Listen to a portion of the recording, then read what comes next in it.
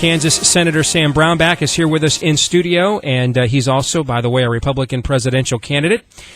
He made a big speech today as well, and we'll talk to him about that. Senator, welcome to the program. Good to see you. Pleasure to join you. Beautiful day. Boy, is this nice. Better than the 4th of July when I was here, and it's about 92, I think. Yes, but that's coming back here in a few days, so enjoy the brief respite, that's for sure. The corn will like it.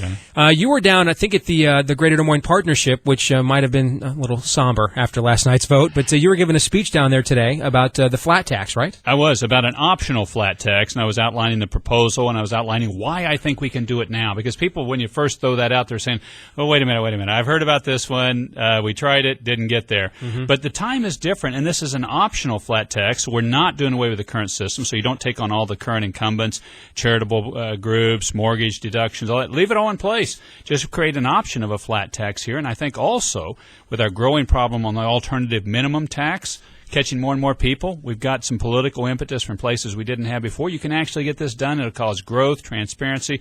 It'd be a great reform. Now, how does this work optionally? I mean, does the individual taxpayer decides whether or not to opt out and pay this way? You choose. Now, we're not going to let you do it year from year, saying, okay, I think this year I'll do that one, and next year I'll do this. Would be, it would be once every 10 years, or some people suggest, no, you'll let people make the choice once of which system that they will go in and they'll go under. First $20,000 of income would be exempted. If it's a married couple, $40,000, and we'd have a generous deduction allowed in general for family. And then past that, it's a flat rate. And most experts, we haven't pegged the rate yet because we're still working on the modeling of that, peg the rate at somewhere between 15 and 20%. Now, you mentioned this won't necessarily take on all the different deductions in the structure that we have right now. Would it be good to take some of those things on? I mean, the manipulation of the tax code is really something that both sides use at times to I think maybe manipulate the American people, or are we just politically not ready for that yet? And is this maybe a step towards that process? What it is it's allowance for things to work that would work us towards that process. Hong Kong has a tax system. You have one, you can have a real complicated code, and you have a flat tax.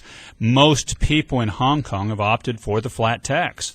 And so it almost makes your other system somewhat obsolete, but allow people to choose and allow them to do this. And that's the way to go. Plus, you're seeing a lot of countries go to a flat tax, mostly out of the former Soviet Union, interestingly enough, and they are outperforming the rest of the world on GDP growth rates, on their economic growth rates. So this is a pro-growth, tax competitive situation, which I think we need to be in as a country for us to grow in this flat world. Kansas Senator Sam Brownback is here with us in studio. Later on, we will take your phone calls at 284-1040, 1-800-469-4295. If you have questions for the Republican presidential candidate, I'm sure that he'd be more than happy to answer them. I'm wondering, what kind of response did your proposal get today at your speech? It got a good response, particularly when I outlined why we can get this through when other proposals like this have not worked in the past. And I think that was the biggest the concern, because a lot of people said, I like a flat tax. I hate this system. The Internal Revenue Code, it should be taken behind the barn and killed with a dull axe. This is a very complicated, manipulative system, and it's not growth-oriented. But we haven't been able to get rid of it. Why? Because of all the firestorms you get in. So I was identifying why this could actually work at this point in time. And that was, I think, what was received well, because people support the concept. They just don't think you can get there, but now they're seeing more how we could get there. Now, discuss the pros and cons between this approach and the one we've heard a lot about in Iowa, and these folks are going to be on the show again Monday, and that's the fair tax proposal. What are the distinctions and parallels between these two? Well, the major distinction between the two is the flat tax is a flat income tax. It doesn't do away with the Internal Revenue Code, and it taxes income. The fair tax is a sales tax proposal that does away with income taxes altogether, and I think in some proposal does away with payroll taxes when you lump it all in on a sales tax. So there's a fundamental difference in that. I do think it would be very difficult to get to the fair tax proposal, given the problems we've already had of trying to just get away from the tax we have right now. I've tried to sunset the tax code, tried to sunset it over a period of 7 years. We have not been able to get that done when you go right at the code itself. That's why I think this is a system that can work, and I think the fair tax has more difficulty in being able to move forward. Well, I'm with you a little bit on that too, because I love the concept of the fair tax, but The one question that I always ask these folks, and it stumps them, is, aren't you essentially advocating that Congress creates self-refuting legislation?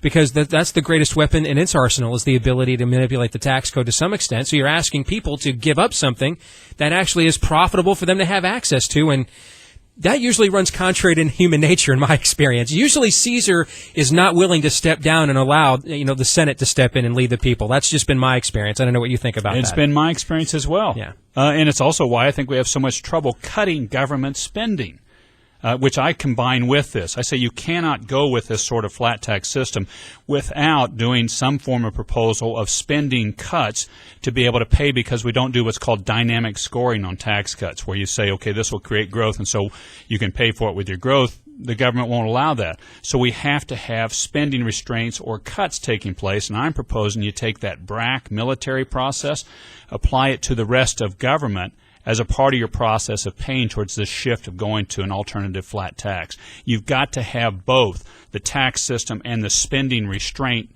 to be able to pay for this transition. That together will create growth.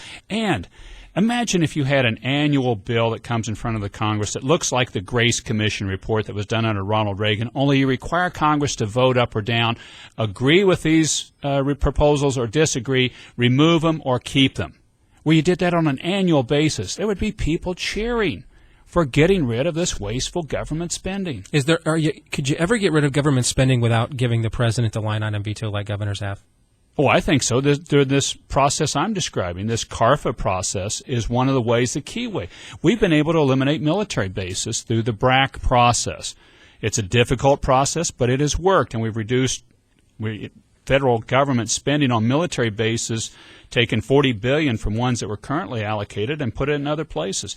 Take that process to the rest of government. It's an annual kind of culling process, if you'd look at it that way, and it's something that the system desperately needs. 284-1040, 1-800-469-4295. If you have questions for Kansas Senator Sam Brownback, Republican presidential candidate, he's here with us in studio. This is John in Granger. John, you're on with Senator Brownback. Go ahead, sir. Hi, Steve. Senator, how are you? I'm doing well. John, how are you doing? I'm doing fine. I was at the forum, and I called your office when you voted to resuscitate a cadaver that I refer to as the amnesty bill for invaders. Why would you do that? And I know you voted against it, but to me, what you were telling me, that as a president, you wouldn't be any different than the guy that's occupying the White House right now. What I was doing on that bill and what I was telling people is that I don't think this is the right bill. I don't think it's the right time.